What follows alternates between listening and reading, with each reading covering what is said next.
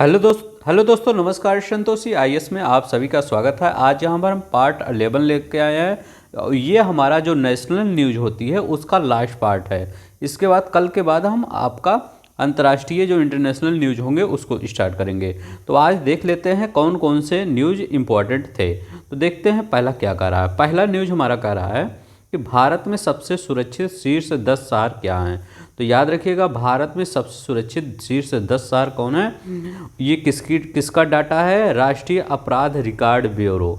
राष्ट्रीय अपराध record bureau मतलब एनसीआरबी, जो किसके अधीन कार्य करता है? गृह मंत्रालय के अधीन कार्य करता है। ठीक है, तो ये किसके अधीन कार्य करता है? गृह मंत्रालय के अधीन ये कार्य करता है। इसका डाटा कब आया? 4 दिसंबर 2023 को ये डाटा लिया गया। तो सबसे सुरक्षित शहर इसमें कौन सा है? तो याद रखिएगा, कोलकाता इसमें सबसे सुरक्षित शहर है। ठीक है, जो लोग ये पहली बार वीडियो देख रहे हैं उनको बता देना चाहता हूँ, हमने घटना सार का ही पूरे 500 क्वेश्चन ऑब्जेक्टिव करवा दिया है। पूरे 500 क्वेश्चन वन लाइनर करवा दिया है। जाके वहाँ पर विजिट कर दीजिए। अब हम थोड़ा डिटेल में पढ़ा रहे हैं, जो आप पढ़े होंगे यहाँ पढ़ के इसके बाद वहाँ पर जाके क्वेश्चन करेंगे जो हम ऑब्जेक्टिव करवाए हैं, तो आपको काफ़ी बेनिफिट होगा। प्लीज़ जो लोग नए होंगे प्लीज़ सब्सक्राइब कर लेंगे और वीडियो को लाइक कर देंगे। तो इतना समझ चलिए। दूसरा देखते हैं, कोलकाता के बाद आपका कौन है? चेन्नई है। तो पहले स्थान पे कौन है? कोलकाता है। दूसरे पे चेन्नई है। और तमिलनाडु का ही एक कोयम्बटूर है। तो चेन्नई और कोयम्बटूर, ये आपका दूसरे नंबर पे आपका चेन्नई पड़ेगा, तीसरे नंबर पे आपका कोयम्बटूर पड़ेगा। याद रखिएगा, ये क्वेश्चन पूछ सकता है ऑप्शन में कि 3, 4, 5 ये मतलब ज़िले कौन से हैं जो आपके अपराध ब्यूरो रिकॉर्ड में सुरक्षित सबसे शहर हैं। ठीक है, तो कोयम्बटूर हो गए। इसके बाद सूरत हो गया आपका। सूरत के बाद पुणे है, हैदराबाद है, बंगलोर है। ज़्यादा मत याद करिए, इतना ही याद रखिए। ठीक है, कोयम्बटूर, सूरत, पुणे, हैदराबाद, बंगलोर, कोलकाता पहले स्थान पे है। ठीक है, इसके बाद आगे देखते हैं हम।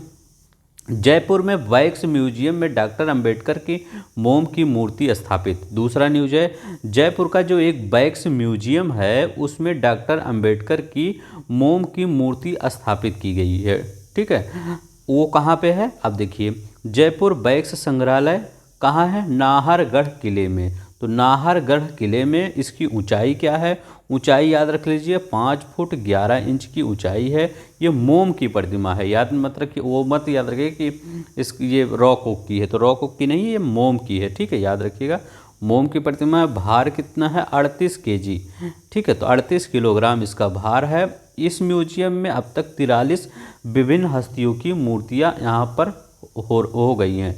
मतलब जितने भी अच्छे हस्तियाँ थी वहाँ इनकी मूर्तियाँ भी लग गई है और 43 सब मिला के हो गई है। किसके? नाहरगढ़ किले में। ये भी पूछ सकता है। ये कहाँ पे है? जयपुर का वैक्स म्यूजियम। तो ये मतलब वैक्स म्यूजियम कहाँ है? जयपुर संग्रहालय में। जयपुर वैक्स संग्रहालय में, नाहरगढ़ किले में, याद रखिएगा। तीसरा है बाघ गणना रिपोर्ट 2023 आई है। इसमें यह 29 जुलाई 2023 को राष्ट्रीय बाघ दिवस मनाया जाता है। कब? 29 जुलाई 2023 को राष्ट्रीय बाघ दिवस मनाया जाता है। अब बताइए, केंद्रीय वन और पर्यावरण राज्य मंत्री जो हैं, ठीक है, केंद्रीय वन और पर्यावरण राज्य मंत्री अश्विनी कुमार चौबे, ठीक है, अश्विनी कुमार चौबे ने जिम कॉर्बेट रिजर्व में राष्ट्रीय बाघ संस्थान प्राधिकरण एनटीसीए की गणना की रिपोर्ट मतलब जारी की। ठीक है, याद रखिएगा, एनटीसीए की गणना की रिपोर्ट जी।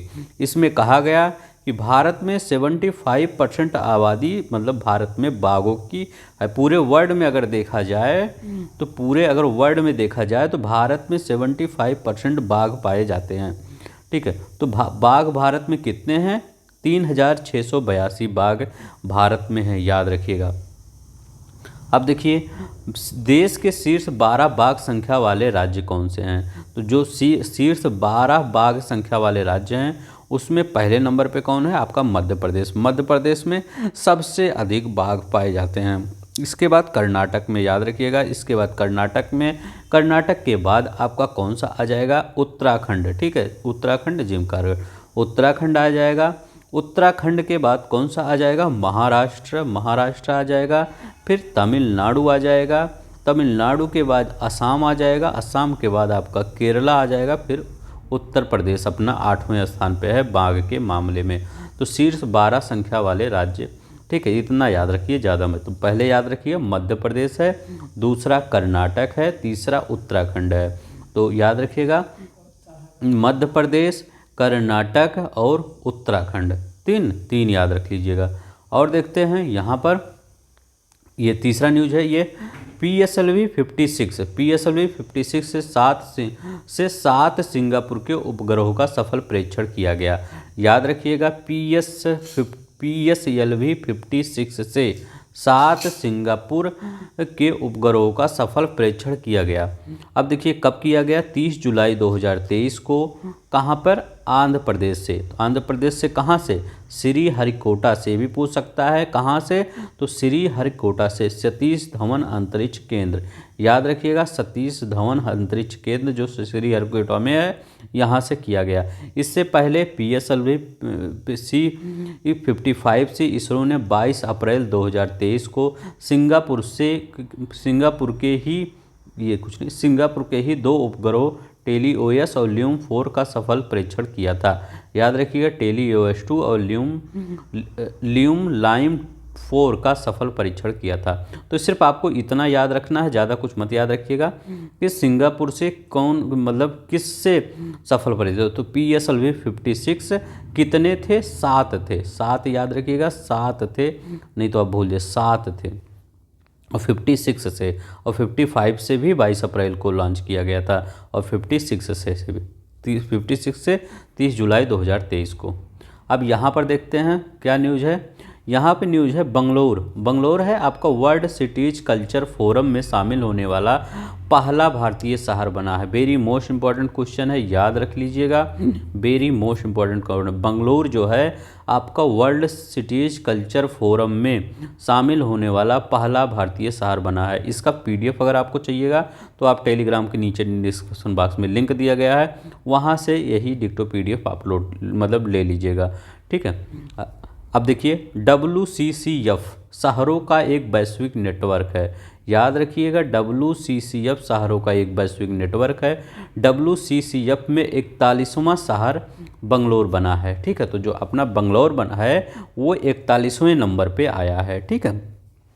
तो इसमें क्या क्या याद रखेंगे कि वर्ल्ड सिटीज कल्चर फोरम में शामिल होने वाला भारत का पहला शहर कौन बना है, ये बंगलोर बना है। इसमें पूरा कितने हो गए हैं, 41 शहर हो गए हैं, इतना याद रखिएगा बस।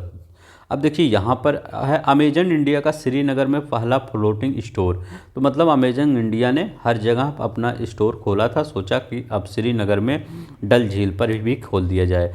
तो डल झील पर अमेजन इंडिया ने अपना स्टोर खोला। कहाँ पर, याद रखिएगा डल झील पर, ठीक है। यह स्टोर कंपनी के आई हैव स्पेस का हिस्सा है। ये आई हैव इनका एक कार्यक्रम है जो 2015 में शुरू हुआ था।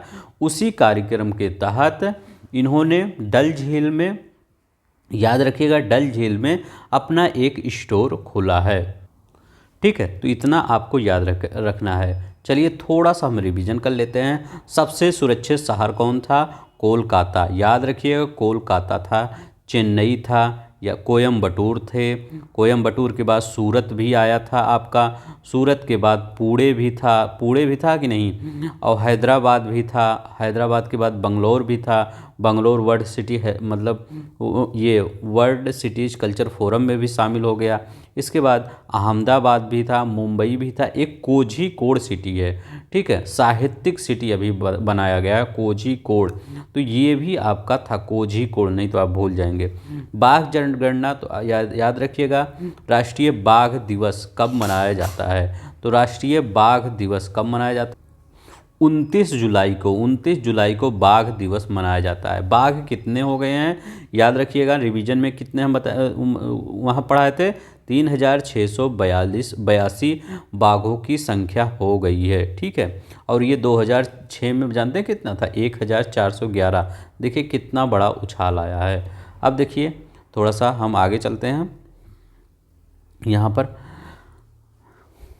ये Bharat global crisis response group में शामिल हो गया। अब देखिए भारत किस में ग्लोबल क्राइसिस रिस्पांस ग्रुप में शामिल हो गया है, जिसको GCRG की स्थापना मार्च 2000, मतलब यही global crisis response group GCRG इसको बोला जाता है, मार्च 2022। अभी नया ही ग्रुप है। देखिए विदेश मंत्री संजय वर्मा है सचिव विदेश मंत्रालय के, याद रखिएगा संजय वर्मा सचिव विदेश मंत्रालय के।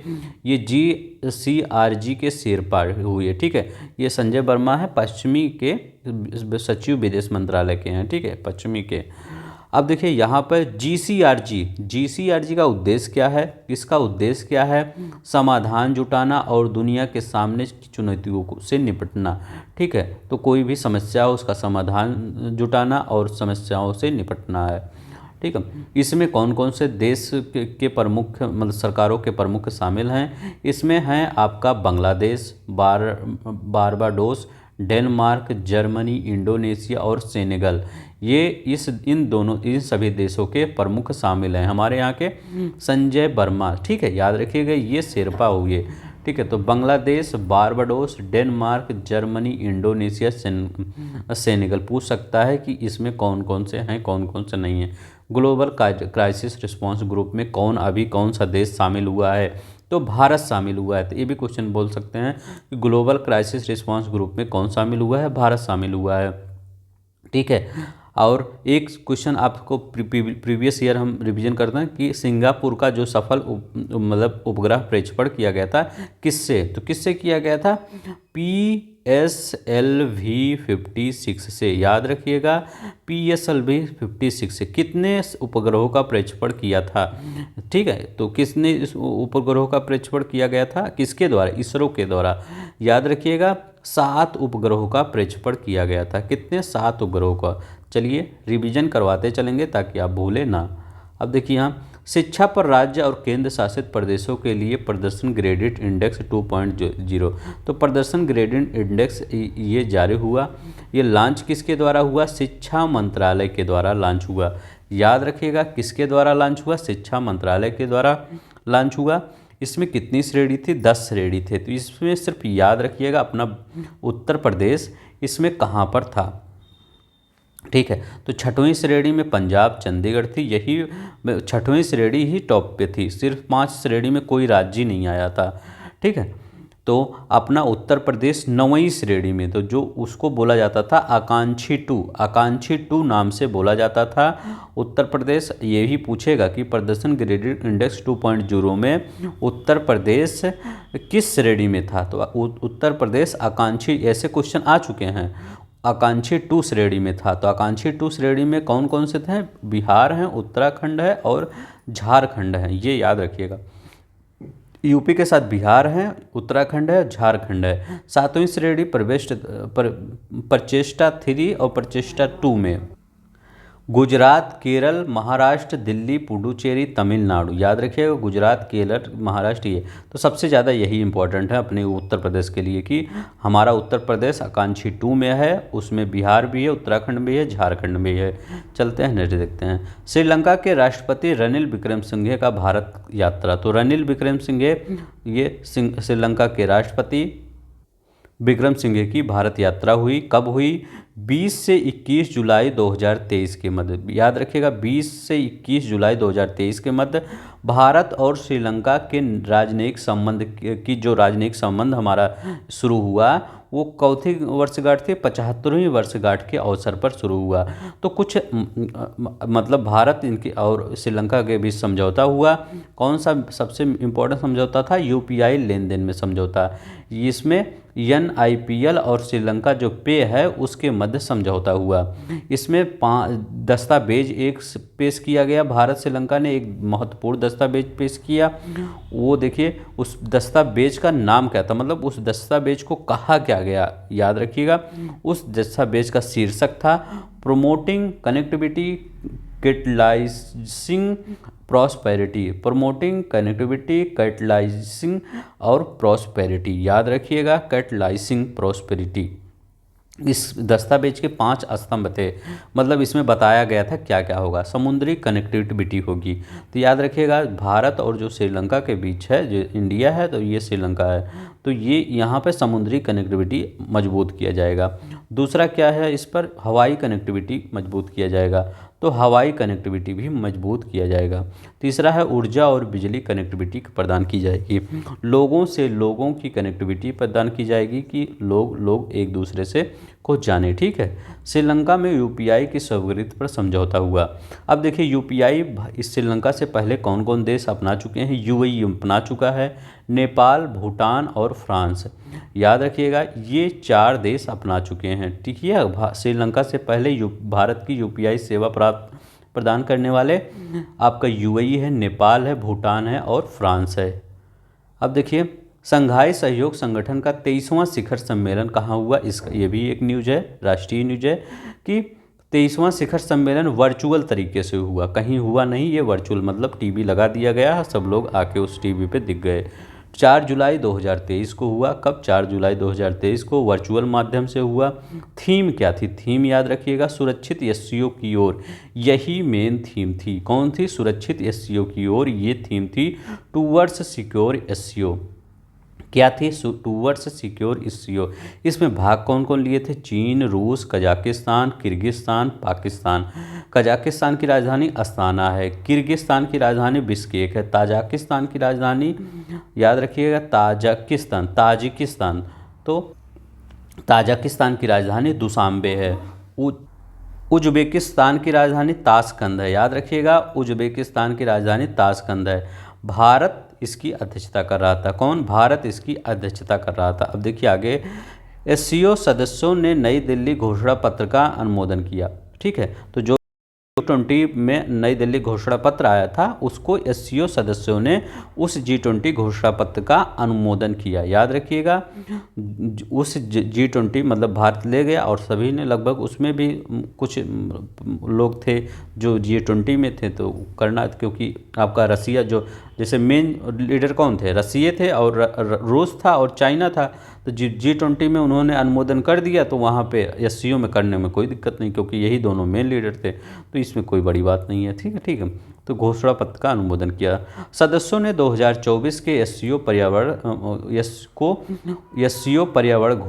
वर्ष घोषित किया। सबसे इम्पोर्टेंट यही है, ये याद रखिएगा, वेरी मोस्ट इम्पोर्टेंट है कि आपका 2024 को एससीओ पर्यावरण वर्ष घोषित किया गया। ठीक है, एससीओ ने क्या किया?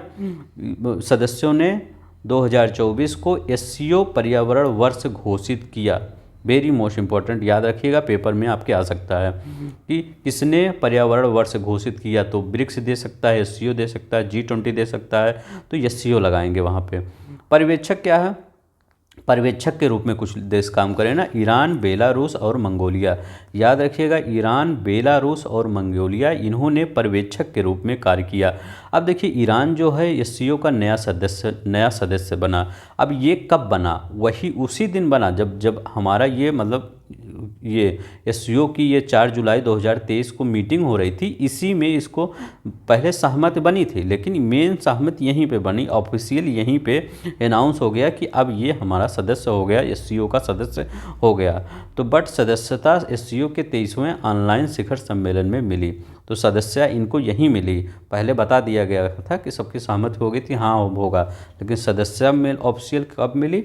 यही 23वें शिखर सम्मेलन में। तो याद रखिए G20 में किसको मिली? अफ्रीका को मिली, एक यूनियन आया। ठीक है, यूरोपियन यूनियन था, अफ्रीकन यूनियन आ गया G20 में, और यहाँ पर कौन आया? ईरान आया। ठीक है, तो हर जगह कोई न कोई जुड़ा।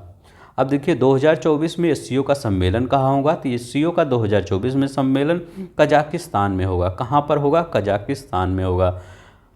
जम्मू एंड कश्मीर में मानसिक स्वास्थ्य को समर्पित भारत का पहला चैटबॉट, याद रखिएगा, भारत का पहला चैटबॉट टेलीमानस, याद रखिएगा टेलीमानस लॉन्च किया गया। तो ये कौन लॉन्च किया? यही पूछेगा, टेलीमानस कहाँ लॉन्च किया गया? तो टेलीमानस लॉन्च किया गया जम्मू एंड कश्मीर में। किसने लॉन्च किया? उपराज्यपाल मनोज सिन्हा जी ने लॉन्च किया। किसने लॉन्च किया? उपराज्यपाल मनोज सिन्हा जी ने लॉन्च किया। जम्मू कश्मीर हेल्थ कॉन्क्लेव का उद्घाटन भी किया। याद रखिएगा, उन्होंने जम्मू कश्मीर और हेल्थ कॉन्क्लेव का उद्घाटन भी किया। अब देखिए यहाँ पर एक न्यूज़ और है, इम्पोर्टेंट न्यूज़ है, national skill cell consultancy mission का उद्घाटन। इसमें बहुत ही इंपॉर्टेंट न्यूज़ है, याद रखिएगा। क्यों इम्पोर्टेंट है? क्योंकि ये इस मिशन का उद्घाटन किसने किया? मोदी जी ने किया, प्रधानमंत्री मोदी जी ने। लिखा गया है नेशनल स्किल सेल। ये स्किल वाला मत समझिएगा कि जो स्किल होता है कंपनियों में, ये वाली स्किल नहीं। स्किल ये बीमारी होती है, ये बीमारी होती है सेल से रिलेटेड, सेल में विकार उत्पन्न हो जाता है। तो स्किल सेल कंसल्टेंसी मिशन का उद्घाटन पीएम नरेंद्र मोदी ने किया। कहाँ पे? शहडोल मध्य प्रदेश में। ठीक है, शहडोल जिला मध्य प्रदेश में किया। किसका? National skill cell consultancy mission का। अब क्या होता है देखिए, मिशन स्किल सेल एनीमिया का उन्मूलन। याद रखिएगा, वेरी मोस्ट इम्पॉर्टेंट है कि ये एनीमिया का उन्मूलन कब किया गया। तो ये मतलब इसका उन्मूलन का लक्ष्य कब बताया गया कि इतने समय तक हम इसको समाप्त कर देंगे, मोदी जी के द्वारा बताया गया। तो इस मिशन का जब उद्घाटन किया गया तो ये बता दिया गया कि हम इसको हम कब समाप्त कर देंगे? 2047 तक समाप्त कर देंगे नेशनल स्किल एनीमिया मिशन को। ठीक है, मतलब नेशनल स्किल सेल एनीमिया रोग जो है, याद रखिए, ये रोग जो है इसको हम समाप्त कर देंगे कब? 2047 तक समाप्त कर देंगे। इसी नाम से एक उद्घाटन भी हुआ। ये क्या है? स्किल सेल, याद रखिए, अनुवांशिक रोग विकार है। ये एक अनुवांशिक रोग विकार है जो रक्त कोशिकाओं की संरचना व विकार को प्रभावित करती है। तो याद रखिएगा, जो रेड ब्लड सेल होते हैं उनकी संरचना और विकास को प्रभावित करती है। कौन? National skill cell anaemia. तो इसमें क्या क्या याद रखना है? इसका उद्घाटन किसने किया? मोदी जी ने। कहाँ किया? शहडोल जिला। कब इसके उन्मूलन का लक्ष्य रखा गया? 2047 तक। और ये क्या प्रभावित करता है? आपके रक्त कोशिकाओं को प्रभावित करता है, ये याद रखना है। युद्धपोत INS किरपाड़ को उपहार स्वरूप वियतनाम को सौंपा गया। तो युद्धपोत INS किरपाड़ जो है उसको वियतनाम को सौंप दिया गया। तो ये तो सभी जानते होंगे कि यह एक्ट किसके नीति के तहत? तो हमारी भारत की एक नीति चलती है। भारत की ये नीति चलती है कि जो ये ईस्ट के साइड की कंट्री हैं उनके साथ अच्छा दोस्ताना व्यवहार किया जाए। तो उसी के तहत भारत ने वियतनाम को ये सौंपा है अपनी एक्ट ईस्ट नीति के तहत। अब देखिए इसमें क्या हुआ, इसमें पूर्वी, ये जो INS किरपाड़ था ये कहाँ पे था? ये पूर्वी बेड़े का एक अभिन्न अंग था। कब इसको भारतीय सेना में लिया गया था? 1991 में इसको भारतीय सेना में शामिल किया गया था और ये इसी पूर्वी घाट पर आपका गश्त लगाता था INS किरपाड़। तो यहीं से उठा के ले जाके वियतनाम को सौंप दिया गया। ठीक है, देखिए ये है EPR, लास्ट न्यूज़ है, इसके बाद आपका खत्म। ठीक है, अब आप ये बता दीजिएगा कि इसी प्रकार आपको चाहिए कि जो पहले चलता था वो उसका चाहिए, क्योंकि हम सोच रहे हैं कैसे आपको पढ़ाया जाए कि ताकि आपको समझ में आ जाए, आप पूरी तरह से याद रख लें। ठीक है, तो इसमें जितनी मोस्ट इम्पोर्टेंट वो आपका बुलेट वो था जिसमें हाईलाइटेड किया गया था आपके घटनासार में, सब कुछ हम यहाँ पे ले लिए हैं, फालतू चीज़ें नहीं लिए हैं। तो EPR क्रेडिट कार्ड प्राप्त करने वाला देश का पहला शहर कौन है? तो EPR क्रेडिट कार्ड प्राप्त करने वाला देश का पहला शहर इंदौर बना है। ये मध्य प्रदेश का शहर है, यही हमेशा आगे रहता है। कि क्यों प्राप्त किया गया इसको EPR क्रेडिट कार्ड? इसको इसलिए प्राप्त किया गया कि जो एकल प्लास्टिक है जिसको बैन किया गया है उसको ये जब्त कर लेता था और उसका पुनर्चक्रण कर देता था, उसको कुछ और बना देता था। ठीक है, इसीलिए उसको। अब इस EPR क्रेडिट कार्ड का मूल्य कितना है? तो 8100 रुपये है। याद रखिएगा, उसका 8100 रुपये है। यही सबसे ज़्यादा पूछेगा कि EPR क्रेडिट कार्ड प्राप्त करने वाला देश का पहला शहर कौन बना है? तो MP बना है, वो MP का इंदौर बना है। ठीक है, इतना आपको याद रखना है। तो अब अंतर्राष्ट्रीय है, अंतर्राष्ट्रीय हम ज़्यादा दिन नहीं लगाएंगे।